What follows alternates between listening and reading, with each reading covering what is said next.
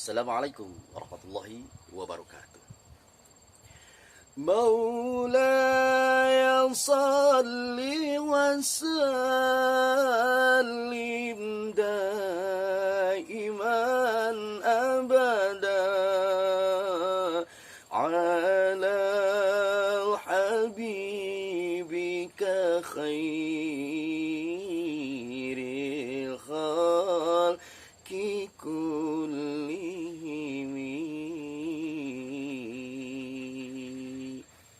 Amma ba'd. Hadirin rahimakumullah, segala puja dan puji kita panjatkan ke hadirat Allah Azza wa Jalla. Puji kita persembahkan ke hadirat Allah Zat yang Maha Suci. Seiring salawat dan salamnya semoga sampai kepada junjungan kita baginda Sayyidina wa Nabiyyana Muhammad sallallahu alaihi wasallam.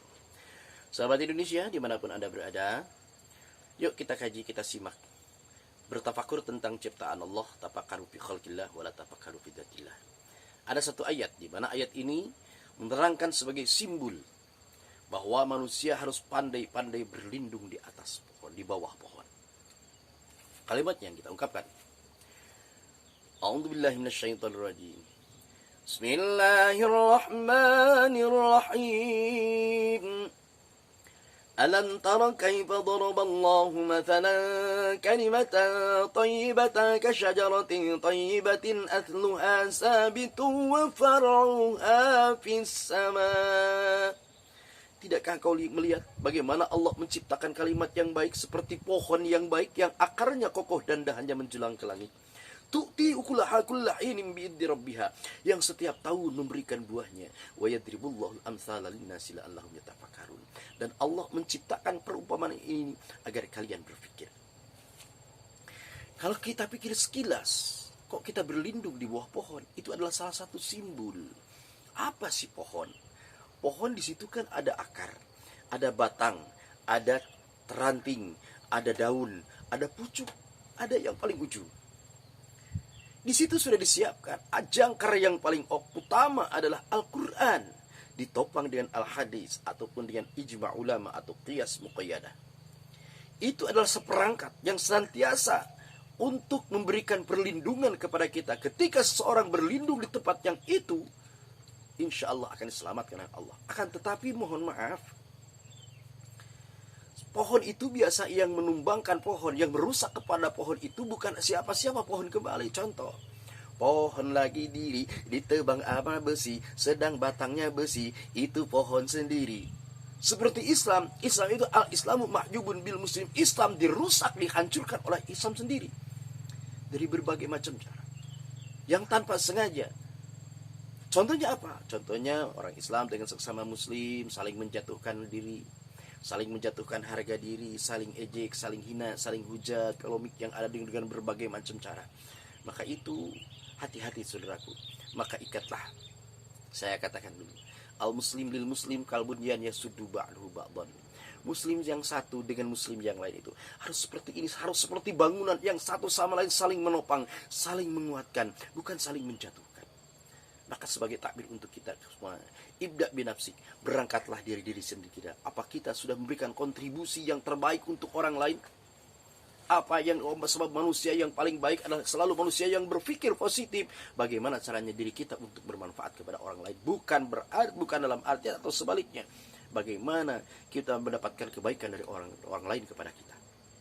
Sebaik-baiknya manusia adalah manusia yang punya prinsip bahwa saat ini kontribusi apa yang dapat kita persembahkan kepada negeri ini. Bukan sebaliknya. Bahkan apa yang akan kita dapat setelah kontribusi dari negara ini untuk kita. Maka ketika sudah punya pemikiran seperti itu, pola fikir yang seperti itu, kita persembah terbaik bagaimana menciptakan suasana yang marhamah, baldatun thayyibatun warbun ghafur, negara aman, tenang, tentram, damai dan sejahtera. Maka selalu semuanya berpikir positif agar senantiasa bagaimana cara negeri ini biar selalu makmur dan terjaga, aman, tentram, damai dan sejahtera. Nah itu. Alam tara kaifa daraballahu masalan kalimatan thayyibah. Salah satu kalimat yang bagus seperti pohon yang bagus yang akarnya kokoh dan dahannya menjulang ke langit. Apa sih yang termaktub di dalamnya? Maka kalimat yang terindah, yang rahasia ada di dalamnya, kalimat thayyibah, la ilaha illallah. Tiada lagi Tuhan selain Allah. kibarkan bendera keislaman, kalimatut thayyibah, la ilaha illallah. Maka dalam Al-Quran dikatakan, وَمَنْ أَعْرَضَ عَنْ ذِكْرِي فَإِنَّ لَهُ مَعِيشَةً ضَنكًا وَنَحْشُرُهُ يَوْمَ الْقِيَامَةِ أَعْمَى. Barang siapa yang berpaling dengan zikir kepada Allah, mengingat Allah, hidupnya selalu sia-sia kemana saja karena kehendak kesuka hati kita, maka tanpa memikirkan bagaimana caranya untuk beribadah kepada Allah, kita hanya dihabiskan usia kita, dihabiskan untuk kepuasan dunia saja yang memang sifatnya sesaat. Maka ingat, hati-hati, fa innalahu ma'isyatan dhanka, maka Allah akan memberikan kehidupan yang sempit.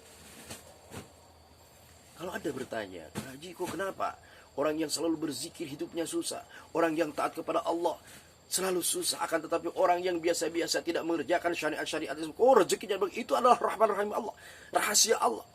Allah kalau dalam bahasa kita ini tidak tetucuet kalau hidung teponteng kanu koreng, Allah sama. Ketika Allah memberikan rahman rahimnya Allah, siapapun yang Allah kehendaki, bima sya'a, dengan segala sesuatu, Allah ala kulli syai', Allah segala sesuatu yang menentukan. Makanya berzikir tidak cukup dengan itu. Wa nakhsyuruhum yaumal qiyamati a'ma, yang sangat dikhawatirkan, dan nanti orang yang lupa berpaling kepada zikir kepada Allah, wa nakhsyuruhum yaumal qiyamati a'ma, nanti akan dikumpulkan dengan segolongan-segolongan orang-orang yang buta. Lantas umat bertanya, protes kepada Allah di saat itu dalam keadaan buta. Ya Allah, lima hasartani a'ma wa kuntu basyira. Ya Allah, kenapa di hari ini, saat ini kami dijadikan olehmu jadi buta, sedangkan kita waktu di dunia bisa melihat dengan jelas, memandang dengan terang, bisa melihat dan merotot seluas-luasnya. Kata Allah, kadzalika atatka ayatuha fanasitaha, bukankah aku sudah datangkan ayat-ayatku, baik yang tertulis maupun yang tidak tertulis, fanasitaha, maka engkau selalu melupakannya. Maka ingatlah saudaraku, dimanapun, kapanpun hati kita.